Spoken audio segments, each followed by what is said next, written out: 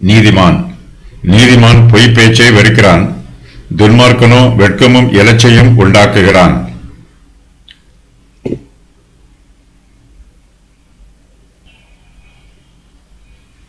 நீதிமான் பொய் பேச்சை வெறுக்கிறான், எல்லா பாவமும் பொய்யாகத்தான் இருக்கிறது.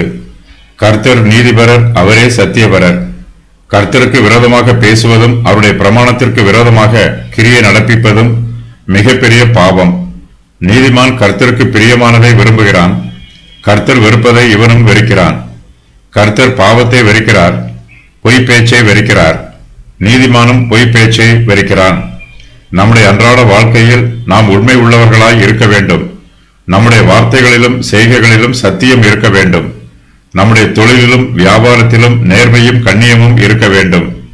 நாம் பொய் சொல்லாமல் இருந்தால் மாத்திரம் போதாது, நம்முடைய ஆத்மா பொய்யை வெறுக்கவும் வேண்டும்.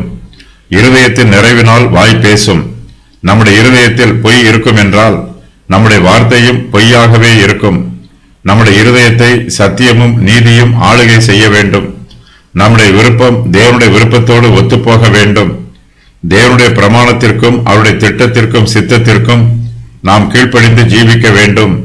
தேவன் நம்மை தம்முடைய சாயலாக சிருஷ்டித்திருக்கிறார். நம்மிடத்தில் தேவனுடைய சுபாவம் வெளிப்பட வேண்டும். துன்மார்க்கனுடைய நிந்தையும் பார்வையும் வார்த்தையும் செய்கையும் பாவமாகவே இருக்கிறது. என்னுடைய மனச்சாட்சி மங்கி போய் இருக்கிறது.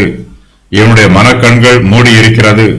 இவன் தன்னுடைய மனக்கண்களை திறக்கும் போதுதான் இவனுடைய மனச்சாட்சி கூர்மையுள்ளதாகும்.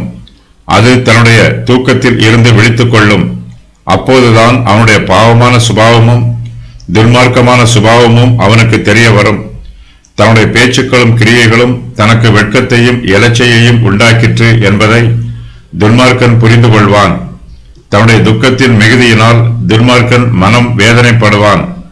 மனம் திருந்த வேண்டும் என்று விரும்புவான். இரட்டுடுத்தி சாம்பலில் அமர்ந்து கர்த்தருடைய கிருபையையும் இரக்கத்தையும் பெற்றுக்கொள்ள காத்திருப்பான். துன்மார்க்கன் தனக்கு வெட்கமும் இலச்சையும் உண்டாக்குகிறான். பொய்யை வெறுத்தவர்கள் யோசேப்பு, சாமுவேல், மிகாயா, எரேமியா, யோவான் ஸ்நானன். வெட்கமும் இலச்சையும் அடைந்த துன்மார்க்கர் யோராம், கேயாசி, ஏசபேல், மனாசே, ஏரோது.